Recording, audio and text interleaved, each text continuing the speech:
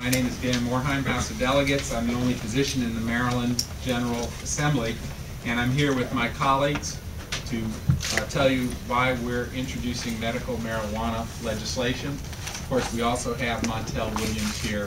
Very grateful he's here, and I'll be introducing him after a couple of legislators speak. As a physician, I'm convinced that marijuana has a real medical role, and this bill, which will be filed at the end of this week, is as tightly drawn as any to be sure that it's available for patients who need it, and at the same time not create any problems or unintended consequences. Every phase of marijuana use in Maryland where this bill will pass, from growing to recommendation by a physician to distribution, will be carefully and tightly scripted and regulated.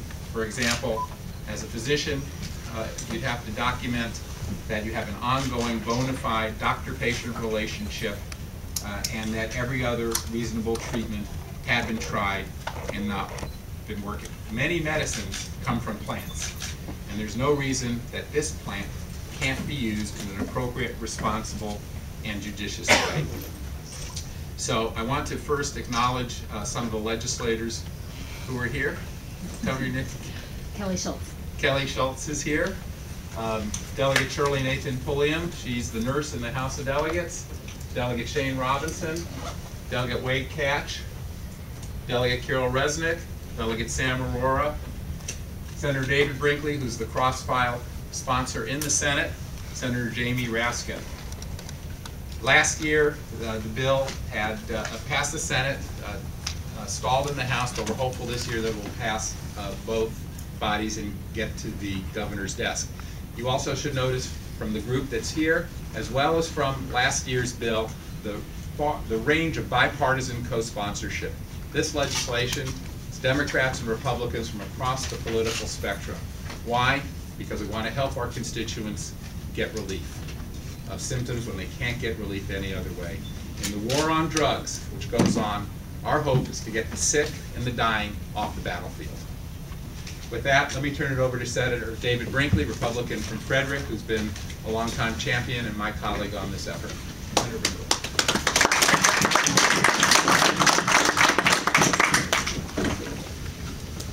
Thanks, Delegate Dr. Morheim.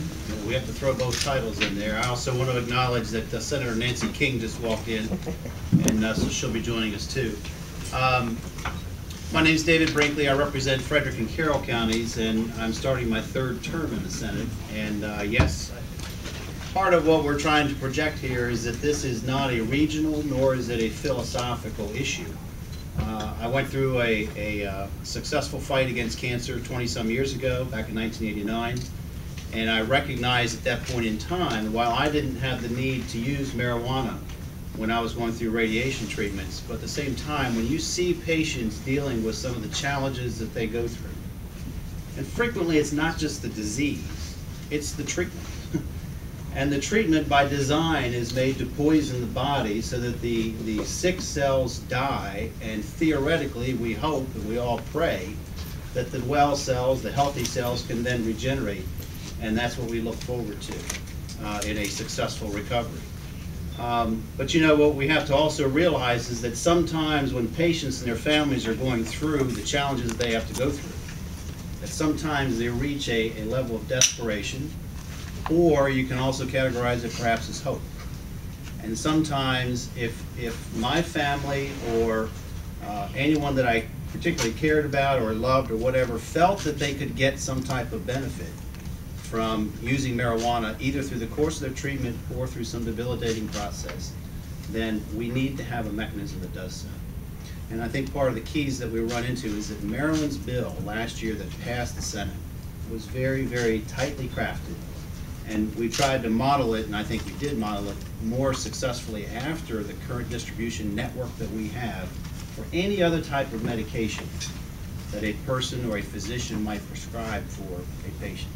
So, you know, I'm here to offer my support. I supported it in the House. It became an issue in the election as I went through back in 2002, and I'm continuing my support for this concept for patients and for their families.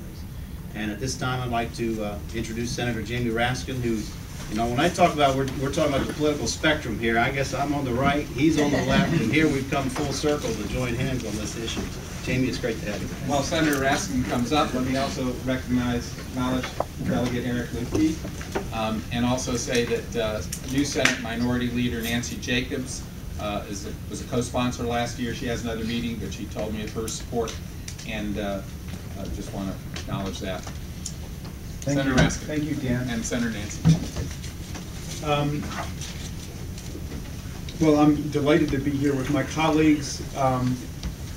The public health and the public safety are the highest law that we've come here to defend. And government should never get in between people and the medical relief that they need. That's the basic principle.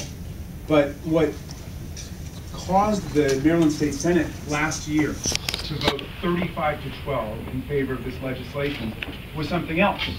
It's the fact that we've got a medical marijuana law in the state of Maryland. It's just a mediocre one.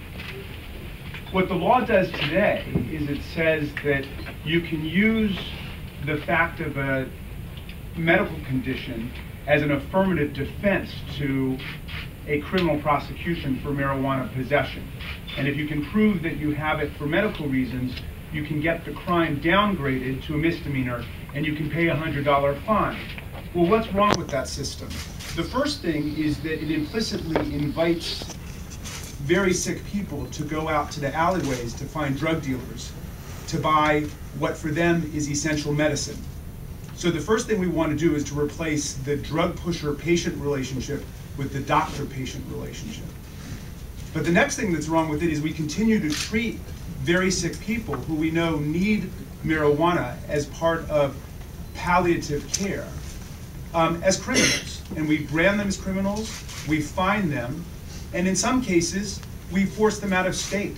I've gotten emails from Marylanders saying that they're afraid that they're going to be arrested and prosecuted and treated like criminals, and so they want to go to a state that doesn't treat people using medical marijuana as criminals.